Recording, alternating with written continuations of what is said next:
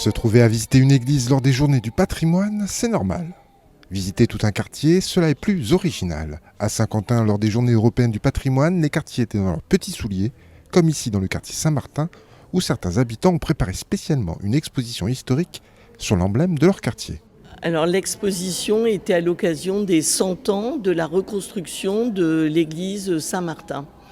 L'église Saint-Martin était détruite à la fin de la guerre et elle a été rebâtie à l'identique, sauf le clocher, qui n'a pas été tout à fait pareil, en 1922. Et ce qui fait que cette année, c'était les 100 ans.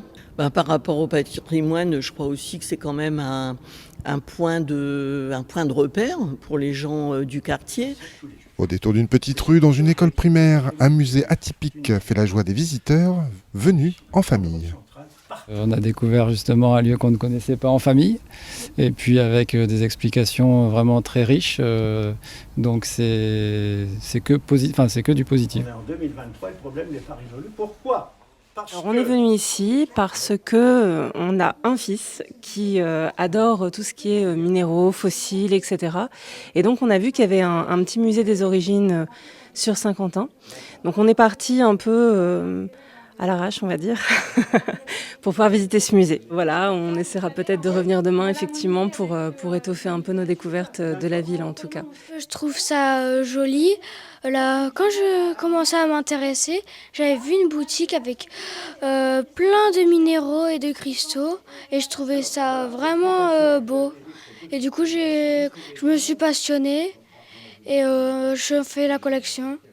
Je pensais pas que dans une école primaire, il pouvait y avoir autant de diversité, autant d'histoires réunies dans un si petit espace.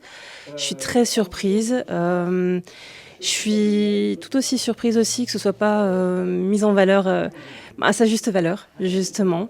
Même si l'école, je pense, gagne une partie d'histoire de l'univers. Mais voilà, c'est vrai que tout est amoncellé dans des petites vitrines. Et on aimerait presque pouvoir, comment vous dire, avoir chaque nom de chaque petit fossile, de minéraux, etc. Et on aimerait pouvoir découvrir encore plus la personne qui présente. On sent que c'est un passionné. Et il nous donne envie d'en apprendre encore plus. Plus de sites, plus d'histoires. Ces journées européennes du patrimoine post-Covid ont été un franc succès, et notamment grâce aussi aux habitants des quartiers.